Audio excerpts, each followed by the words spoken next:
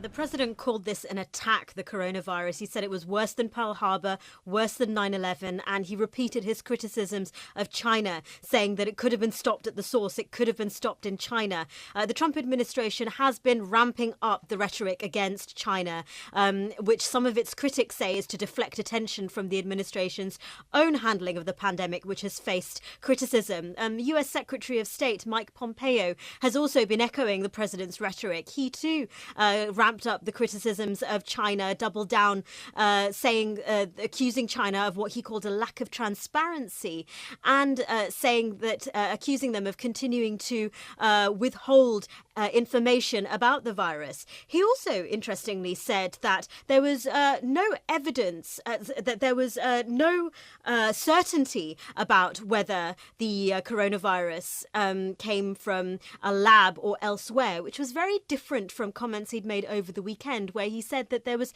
enormous certainty that the coronavirus originated from a lab in Wuhan. A China Foreign Ministry spokesperson Hua Chunying hit back at those accusations. Now, whilst the president's rhetoric on China might be consistent, he did perform a U-turn elsewhere, and that is on the future of the coronavirus task force, tweeting that it would go on indefinitely and it would focus on vaccines and therapeutics and the reopening of the economy. Only 24 hours previously, his vice president, Mike Pence, was confirming to reporters that the administration was having conversations about winding down the task force. And when he talked more about his decision, he said that he only realised how popular the task force was when he started talking about winding it down.